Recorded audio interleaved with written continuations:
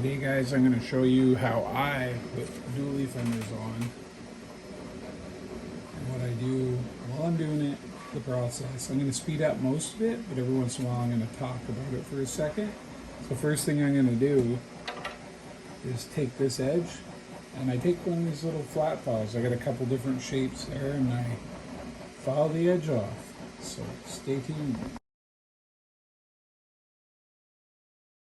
As you can see, that's a lot better than before. I'll just do the other one up pretty quick. That's all you need. I like leaving it a little rough on the inside because I got to glue this on, and the glue grabs it better that way. And I'll do the other one now. Now I got both of them done. Good enough, because you got to remember, I got to mold these in. I just didn't want that rough edge like how they have when you first dig them off the printer. See how that rough edge is? Got rid of it. Looks pretty good. See the comparison? A lot better. So now I'm just going to give them a quick sanding, because I have to sand them more when they're on the truck, but I like to smooth them a little bit in case there's something back here where it's hard to get at once I get them glued on.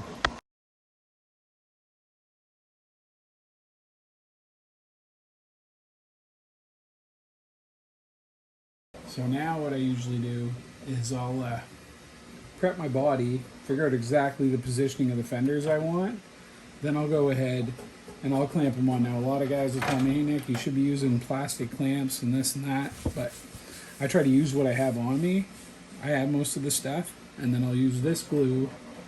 A lot of people use something different, and I use this glue to hook them on, Gorilla Glue. I like it, and it's strong. So if done right, and you got to leave stuff clamped for 3 hours at minimum. I usually just leave it overnight. Now this lip right here, a lot of people will cut this out first. I do it afterwards, because that way I know how far I can go up in, because I am building the lowrider, so I want it when it's up. I want my wheel like way up here, or just at least here. So I'm gonna go ahead and probably file that lip off right there with the file, just so I can center this up. I could do this with a little Dremel, but I'm right here inside, and this won't take long. You can see I've only filed that little bottom area out on both of them. This part right here. It's just so I can center the fender up good. Which one do I need? The other fender. It's right here. So that I can get that down where I want it, and then these little lips can go in there. And then I can still center it up good and not mess it up. So I'll do that now. I'm gonna do this part first, so that's done. Got those both filed down the way I like them. I file that notch right out of both of them. That way it centers up my fenders. And then once I get the fenders glued down and everything, then I can come back in and take this out. That way I get a perfect center, because it sucks not to have them centered. You do all that work, and then you gotta go and redo it. And this helps guide it in there. I'm just test fitting it, and if you look, that's right about where I want it. I just want it so this part's level, and this part's just in a little tiny bit. But after I get these glued, I'll, like I said, come in here and trim all this out with my Dremel. Plus, where it's going to be a lowrider, I got some trimming to do anyway. But yeah, so I'm working on that right now, and I'll speed things up here in a minute.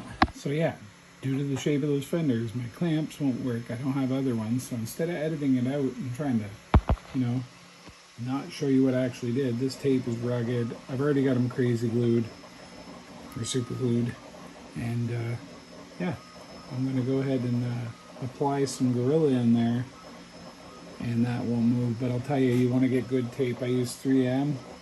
The stuff you can yank right on it, just like you're pulling a piece of rope to tighten it. And that should hold it. And I'm going to go ahead and glue it now.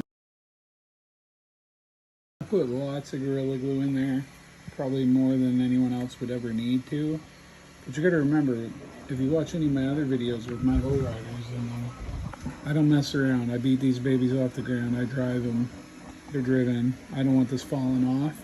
And that'll puff up like monofoam, but I will go ahead and clean that up after when I trim out the inner fender. A little bit extra there.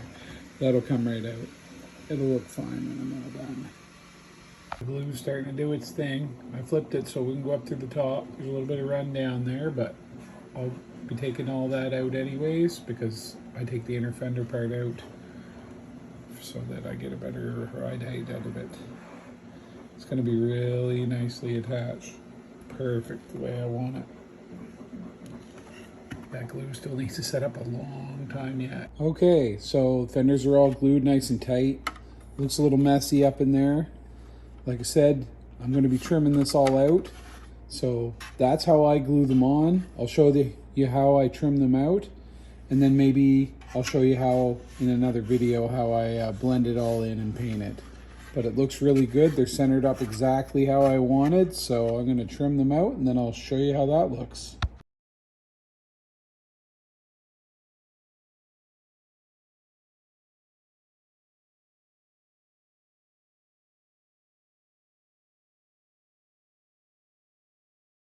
Now, as you're looking through the fender, you can't see the sidewall of the box, or the side of the box.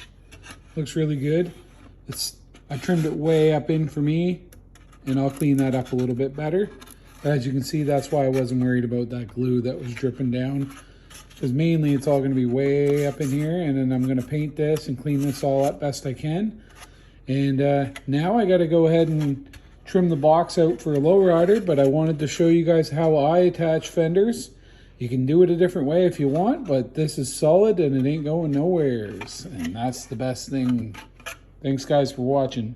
Subscribe for more content.